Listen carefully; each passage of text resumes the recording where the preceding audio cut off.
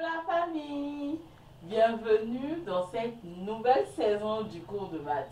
C'est vrai, je vous ai laissé pendant un long moment, mais je suis de retour avec de nouveaux contenus, de nouvelles émissions, mais toujours la même énergie. Donc, dans cette saison, nous allons nous concentrer sur la classe de 5e. Nous allons produire du contenu essentiellement pour la classe de 5e.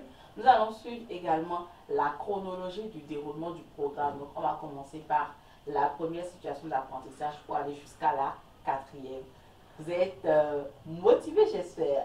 Let's go!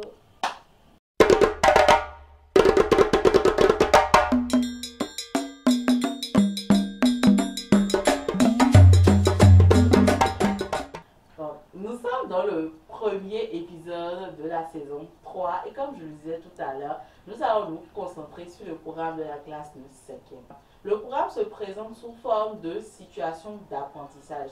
Il y a exactement 4 situations d'apprentissage. Pour les plus vieux, une situation d'apprentissage, c'est l'équivalent d'un chapitre. Donc on peut dire qu'il y a 4 chapitres. Et dans les situations d'apprentissage, il y a des subdivisions. Et les subdivisions là, on les appelle des séquences. Et même dans les séquences encore, il y a des subdivisions. Mais bon, ce n'est pas grave. Nous allons quand même commencer par la première ESA et nous allons faire la première séquence.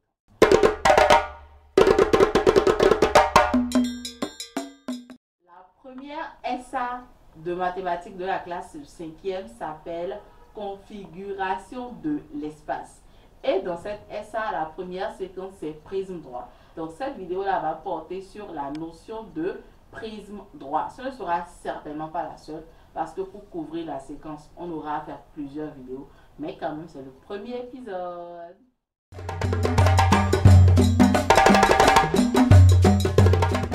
Aujourd'hui, nous allons faire 3 choses. Nous allons apprendre à reconnaître, décrire et dessiner un prisme droit. Premièrement, c'est quoi un prisme droit? Quand vous voyez un prisme droit, vous devez pouvoir le reconnaître parmi tous les solides de l'espace. Il y a beaucoup de solides dans l'espace. Il y a des solides qui ont la forme d'un pavé droit, comme mon chiffon là. Ça là, c'est un pavé droit. Mais je suis sûre que tu le sais déjà, vous le savez déjà parce que ça, c'est déjà étudié en classe de 6e.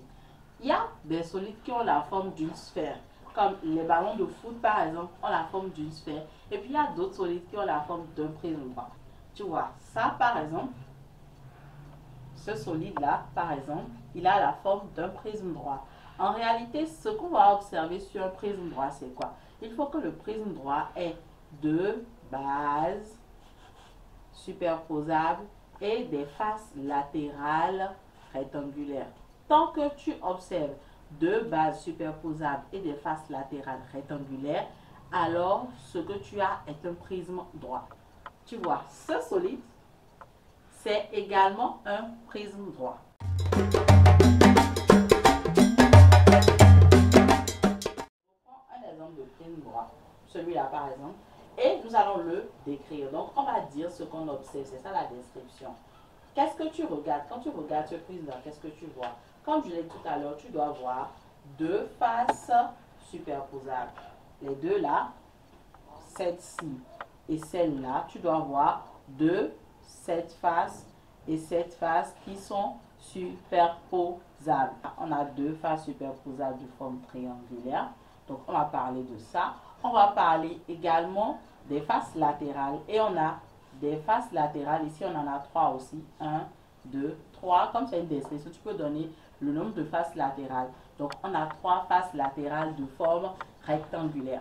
Comme on est toujours dans la description, tu peux donner alors d'autres informations, comme par exemple le nombre de sommets de ton prisme droit. Ici, notre prisme droit a 1, 2, 3, 4, 5, 6 sommets. Notre prisme droit a 6 sommets. Tu peux aussi donner le nombre d'arêtes du prisme droit. Les arêtes, tu vois, ce sont ces trucs-là. C'est ça là, les traits là. En réalité, ce sont les côtés des faces. C'est ça qu'on appelle des arêtes. Donc ici, nous allons compter le nombre d'arêtes de notre prisme droit. On va le mettre debout pour le compter. D'abord, on va commencer par la base d'en haut qui a 1, 2, 3 arêtes. Ensuite, on va compter la base d'en bas. 1, 2, 3, ça fait 6. Et enfin, on va compter les arêtes latérales. Donc 7, 8, et 9.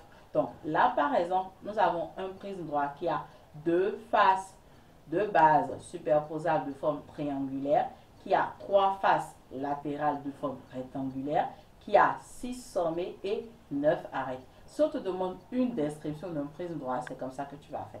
Je vais prendre ce que je vais te donner comme le nombre d'arêtes, le nombre de sommets, le nombre de faces latérales, le nombre de faces totales d'un prisme droit dépendent du nombre de côtés de sa base. Comment cela se fait? On va faire un tableau rapidement et je vais te montrer.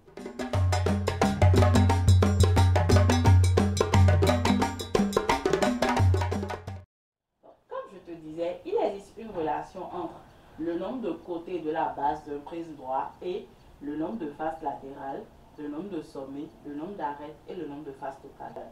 Tout à l'heure, on avait observé un prisme droit dont la base est de forme triangulaire. Donc, on va commencer par ça. Quand la base est de forme triangulaire, ça veut dire que la base a trois côtés.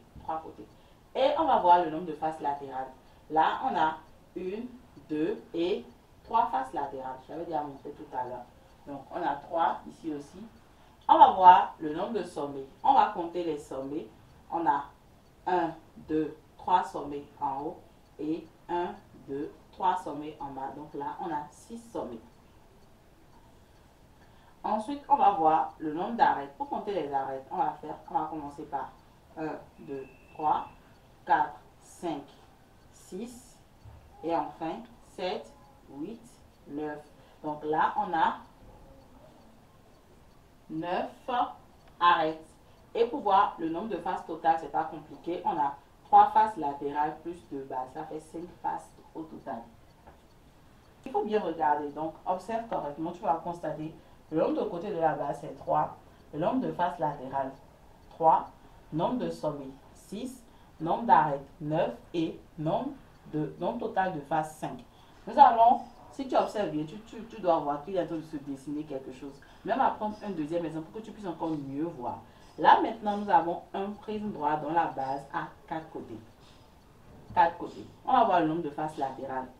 On a une face latérale, 2 faces latérales, troisième et quatrième face latérale. Donc, on a 4 faces latérales. On va voir le nombre de sommets. On a 1, 2, 3, 4, 5, 6, 7, 8. On a 8 sommets. Nombre d'arêtes. On continue. 1, 2, 3, 4, 5, 6, 7, 8, 9, 10, 11, 12. Donc là, on a 12 arêtes. Et enfin, le nombre de faces totales. Le nombre de faces totales, ça fait nombre de faces latérales plus les 2 bases. Donc, on a toujours 1, 2, 3, 4 faces latérales plus 2 bases, ça fait 6. Donc, tout à l'heure, je disais qu'il y avait un lien entre le nombre de faces, le nombre de côtés de la base et le nombre de faces latérales.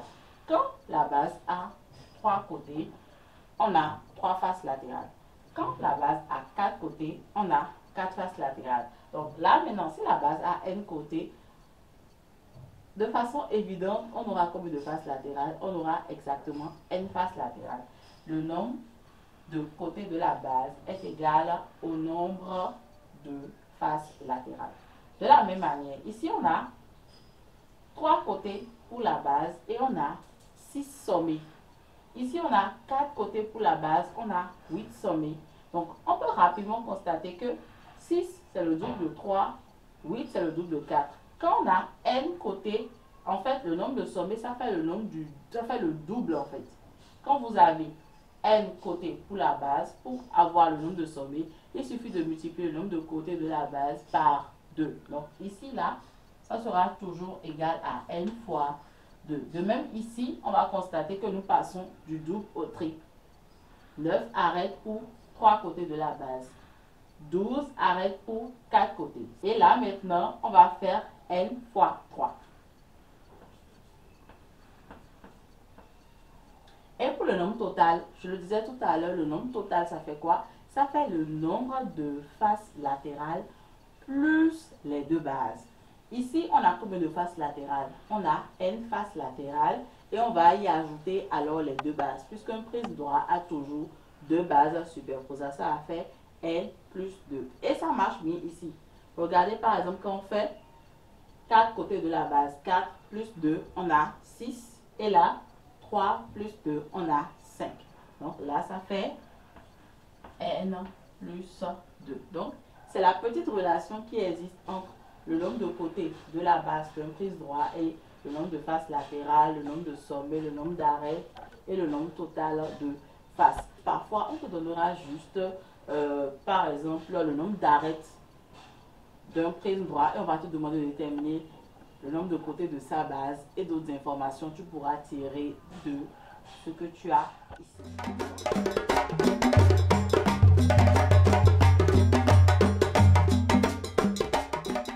Donc là maintenant nous allons apprendre à dessiner un prisme droit. Pour ce faire, nous allons commencer par quelque chose que tu sais faire. Nous allons commencer par le dessin d'un pavé droit.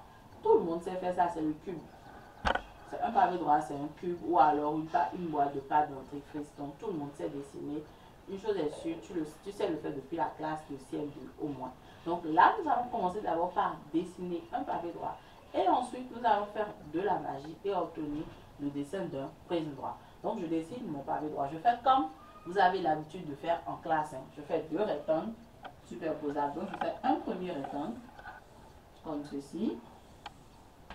Je vais faire un deuxième rectangle dans celui-là. Je fais attention à avoir les mêmes dimensions. Et maintenant, je joins. Donc, je joins. Voilà. Et après avoir fait cela, maintenant, je vais faire les arêtes là en pointillés. Il y a certaines arêtes qui sont en pointillés. Ce sont les arêtes qu'on ne voit pas.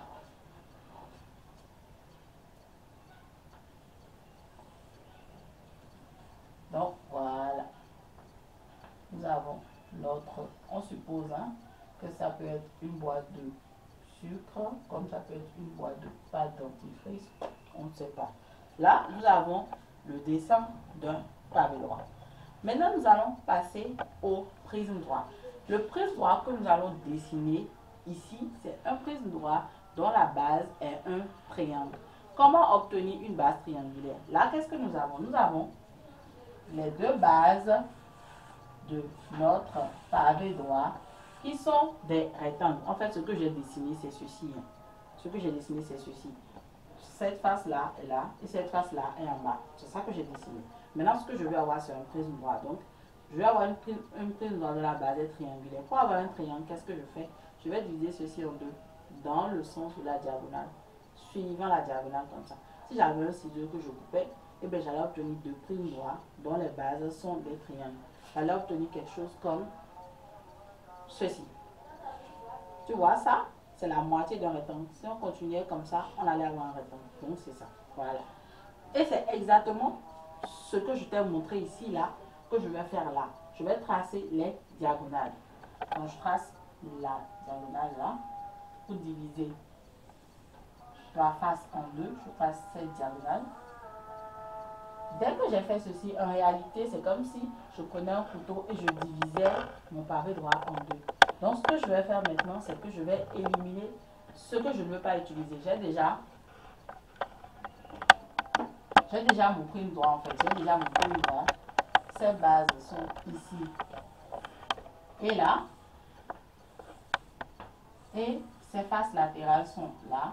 1, 2 et 3. Voilà. Donc, nous avons les 3 faces latérales. Tout ce qui n'a pas été surligné sera effacé. Donc là, on n'en a plus besoin. On n'en a plus besoin. Ici aussi. Et on n'en a plus besoin. Et là. Voilà. Donc là, maintenant, nous avons un prisme droit dont les bases sont des triangles. Voilà. C'est tout. Et en classe de 5e, en réalité, c'est sur quoi on va beaucoup s'appesantir. Ce qu'on va vous demander de dessiner, ce sont les prises droites dont les bases sont triangulaires.